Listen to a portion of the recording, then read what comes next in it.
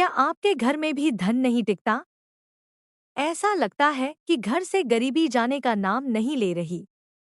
तमाम कोशिशों के बाद भी घर आर्थिक समस्याओं से घिरा हुआ है, तो ऐसे में बता दें कि वास्तुशास्त्र में इसके 5 सबसे बड़े कारण बताए गए हैं। दरअसल कई बार व्यक्ति की गलतियों के कारण घर में वास्तु दोष पैदा हो जाता है, जिससे धन की हानि होने लगती है। तो आज हम आपको बताएंगे कौन से वो कारण हैं जिससे घर से दरिद्रता नहीं जाती। तो आइए जानते हैं। सबसे पहला कारण है घर का मुख्य द्वार दक्षिण दिशा की तरफ होना।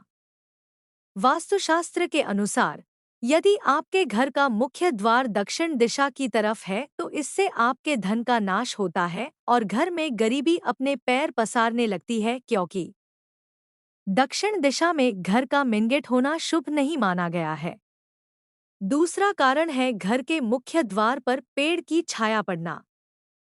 शास्त्रों के मुताबिक यदि आपके घर के मिनगेट पर किसी वृक्ष की छाया पड़ती है तो इससे छाया वेद का निर्माण होता है। और बता दें कि छाया वेद को वास्तुशास्त्र में बहुत हानिकारक माना जाता है।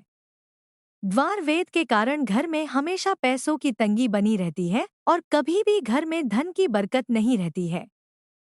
इसलिए कहते हैं कि घर के सामने कोई पेड़ या वृक्ष नहीं होना चाहिए।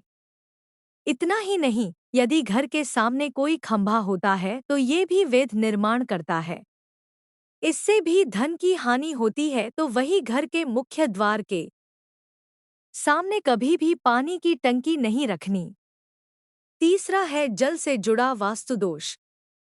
वास्तुशास्त्र के मुताबिक नल से लगातार टपकता पानी भी घर में दरिद्रता लेकर आता है, क्योंकि जितना बेवजह नल से पानी टपकता है उतना ही बिना वजह आपके धन का नाश होता है। ऐसे में यदि आपके घर का कोई नल खराब है तो उसे तुरंत ठीक करवा लें। घर में गरीबी का चौथा सबसे बड़ा कारण है घर की दीवारों और दरवाजों पर दरार आना। शास्त्रों के अनुसार घर की दीवारों में दरार या छेद होना घर में नकारात्मक ऊर्जा का संचार करता है, जिससे आपके घर में धन का आगमन नहीं होता है। वहीं घर के मिनगेट को खोलते या बंद करते समय आवाज नहीं आनी चाहिए। इससे आपके घर में धन नहीं टिकता है। पांचवा कारण है घर की दहलीज से जुड़ा। जिस घर के मुख्य द्वार पर दहलीज नहीं होती है तो ऐसे में घर में निवास नहीं करना चाहिए।